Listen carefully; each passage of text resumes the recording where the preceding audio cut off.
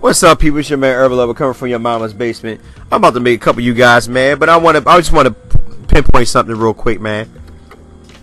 Remember a long time ago I made a video about Magic Johnson before he became part of the front office, where I said that in his tweets that he really liked LeBron. I made a video. I'm gonna try to find that video for you guys, where he had like 3 or 4 tweets. Like he said, I would do anything to go after LeBron. I would give up the whole team for LeBron.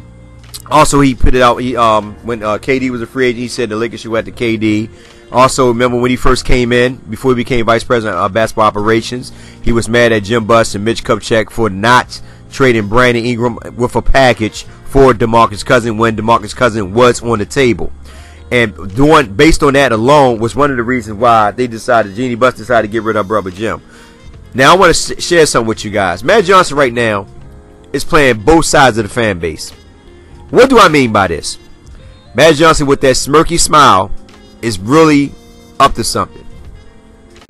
So during the press conference when they were talking about introducing the rookies and all that, you know, some people in the press, you know, asked Magic Johnson about some questions about the free agency and just some, you know, mostly because people don't want to hear nothing about the rookies. They want to know what's going on in the free agency. They want to know what are the Lakers' motive. What are they going to do in order to get Lakers back where they need to get at? Because this is the whole point about getting Magic Johnson there.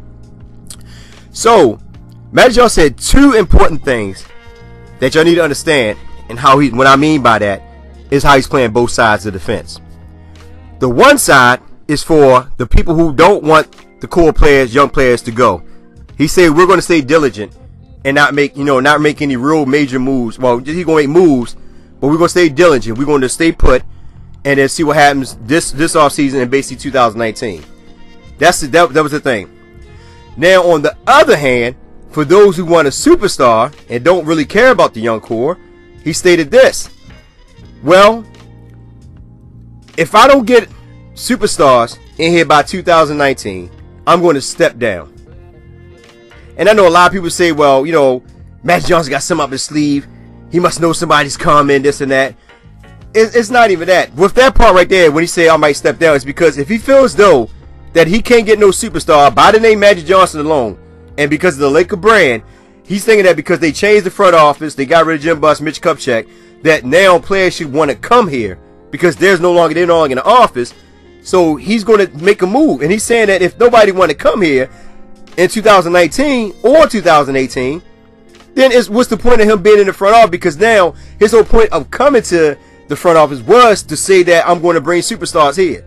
So if it doesn't fall through, yeah, I see why he says he's going to step down. That's just common sense, people. It's not that well, you know, Magic got something on his sleeve or he done talk to somebody or something. Not that. Listen, it's because he think in his mind that if players don't come here by 2018 or 2019, then it had nothing to do with him. Nobody just want to come play for the Lakers no more. Simple as that. So he said there's no point in him being here, which makes sense. But the way he's playing both sides of the fence is this: he's telling the ones that's for, you know, team young core, we're going to stay put. We're not going to really make no moves and nothing like that. But the team for team superstars, he's calling. Right now the Lakers front office is having discussions. Once San Antonio reopen their doors to the Lakers, that, you know, we're having discussions about Kawhi Leonard. He's playing both sides, and that's what he's doing. He's playing both sides, hoping that no matter how you look at it, it's a win-win for him. That's how I look at it. Even though he said 2019 he might step down if, you know, he will step down if they don't get a superstar. Somebody's gonna come here. One of these guys. Listen, you got superstars in 2018, 2019. If he get one superstar, he completed his mission. To getting us back to a championship team, that can happen years down the line. But here's the thing: Magic Johnson loved LeBron James. Simply put, he loves him, and he will do whatever he can in his power to make LeBron James happy. People need to understand and realize that. LeBron James is not coming to LA by himself. LeBron James is 34 years old. There might be a year where he might hit his block where he just can't do nothing no more. When, we don't know. But my thing at the end of the day is this: LeBron James, Kawhi reached out to LeBron. This is what sources are saying. Kawhi reached out to LeBron and said, hey, let's team up and go to LA. So LeBron stated indirectly he's not coming to LA. Well, he's not, and this is what the media is saying. So I'm just trying to put all these pictures together.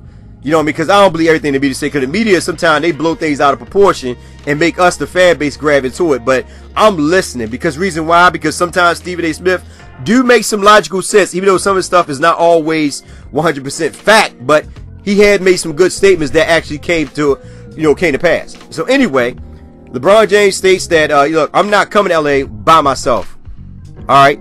So in retrospect to that, they don't know what's going on with Paul George. Paul George got that 3-part miniseries going on, whatever. Most people think that Paul George is going to go to OKC. Me personally, I think Paul George will come to LA. I don't think he will go to OKC. Even though Sam Presti and them did all that for him, I think he still already got his mind made up to come to LA.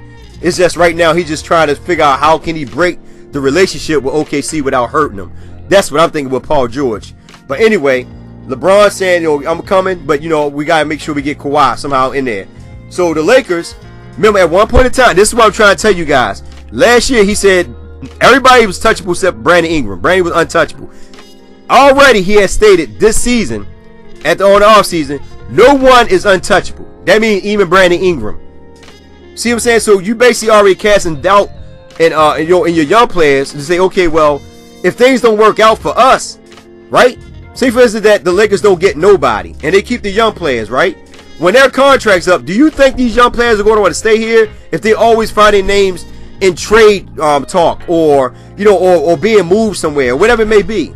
That's why I'm really thinking that Julius Randle might not stay here. I think he might just take the ship to Dallas, because all the Lakers front office, they're talking about the young core, but in 75% they talk about free agency, about the superstars. It's not really so much about the young core.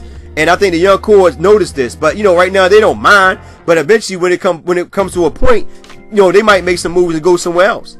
So anyway, here's the thing. Right now, back then I said the ball is in the Lakers' court because the Lakers control everything. But ever since LeBron James, if it's true, I'm not saying that it is true, but according to ESPN and all these guys, if LeBron James is stating that I'm not coming there without somebody, especially like a Kawhi, that means Magic Johnson and them are going to get desperate and nervous. They're going to go out and try their best to get Kawhi. So now, who does the ball fall on the court to? San Antonio. Why? Because Greg Popovich already let him know, I don't want Lonzo Ball because I don't want to deal with his father. All right? Brandon Ingram, the one that makes the most sense, because we got, think about it, if you get Paul George, LeBron James, and Kawhi, that's 3 small forwards. Even though one can play the point and one can play the 2, it's still 3 small forwards. That's their true natural position. You know what I mean? Even though now in NBA terms, there's no position. That crazy stuff. Anyway, so Greg Popovich already said they don't want Lonzo Ball. They don't want to deal with his father. The only questionable one they probably would want is Brandon Ingram. Now, with Brandon Ingram, you're going to probably get some other players with him, like either some draft picks or a couple of rookies for Kawhi. The only problem I have with this is this. Kawhi has not played. He only played 9 games last year. He's still injured. Everybody's talking about getting Kawhi, but no one talking about his injuries. Is Kawhi going to be the same person he was before the injuries? That's my biggest problem. You're going to give away all these assets for somebody who only played 9 games where San Antonio wanted him to come play. He didn't want to come play because he said he was still injured. And a lot of people say, well, maybe it's because he's trying to make sure he keep himself healed, because look at Isaiah Thomas. When he decided, to come back and didn't, he came back and didn't, take a, he didn't go, go to the hospital, get his thing taken care of. Instead, he came back while he's, continued playing. Instead of, and you look at Kawhi, like, listen, and I'm sorry, and people might think, well, maybe Kawhi just doing this because, he want to make sure he can get the max contract. San Antonio will give him a max contract anyway because they want to keep Kawhi. That's why they were trying their best to go down there. They went in Los Angeles with Greg Popovich. They talked to him. He just went out because now the players, what they shouldn't have did, they talked about him, they went live and talked about him. So he felt some type of way about his teammates. He said, you know what, I want out, man. Y'all guys talking about me and all this stuff to the media, when San Antonio was known to be a very professional, respectful organization. But you got young players coming out now. You got some of the players like Tony Parker, Manu Ginobili. These guys coming out, and Bruce Bolden. They coming out. Bruce Bolden's he's an ex-player, but they're coming out and talking about him. So he said, you know what, I want out. So now it basically put pressure on Magic and them to make this move in order to get LeBron James. Instead of them just say, you know what, forget the LeBron James sweepstakes. Let's go after Paul George. Get Paul George, run with these young squad. We'll make the playoffs, and then hopefully in 2019 we might get better to get Kawhi. If not, there's other players in 2019 that we can look at as well. But instead, we want to make sure that we deal with the LeBron James fiasco to get him, to make him happy. So we're going to get players. That means we're going to mess around and probably clear out the team, the roster, in order to make this happen. Now, here's the thing also. What if Paul George, LeBron James, and Kawhi go? If they all come, that means we're going to lose a lot of our core players. We're going to have a bunch of G Leaguers running around with us because everybody going to be on max contracts the next year or something like that. They're going to be on max contracts, depending on how their contracts look out. Somebody got to take a pay cut somewhere, man, because all three of them ain't going to better get max contracts. And you ain't better pay to play. Would you have everybody on minimum salaries? You like football, everybody making $500,000? It don't make any sense to me. I know a lot of fans will love this. They had Kawhi, Paul, and LeBron.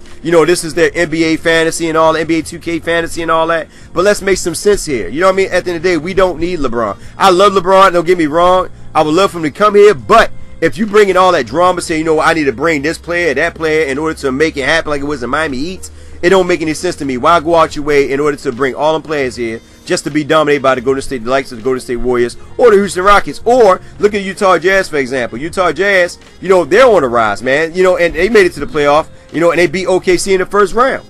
And they ain't got no real superstar besides Mitchell, but at the same time, they still beat him. This guy's a rookie. So you gotta look at it like that, man. Like I said today, we need to just wait, be patient, wait, and let everything play out. Instead, we get the media all hyped up because, like I told you guys in my last videos, the media, they only focus on three things when it comes to the NBA: LeBron James, the Los Angeles Lakers, Lonzo Ball. I'm just being, I'm not gonna say Lonzo Ball. Yeah, Lonzo Ball, LeVar Ball, and all them, because they barely talk about the Golden State Warriors. They barely talk about the Boston Celtics. They barely talk about San Antonio. That's why it's so much right now. I told people, because Lakers are a brand, they're one of the top 5 brands in the NBA.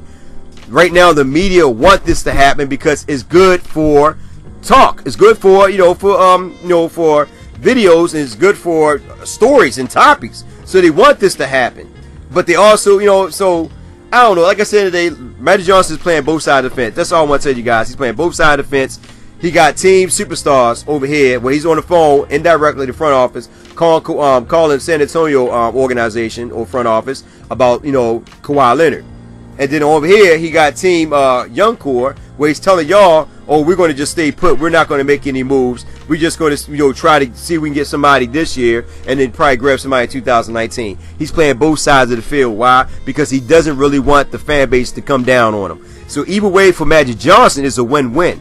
Rather we get one superstar is a win-win, because then he ain't got to step down in 2019 because he walked away with a superstar.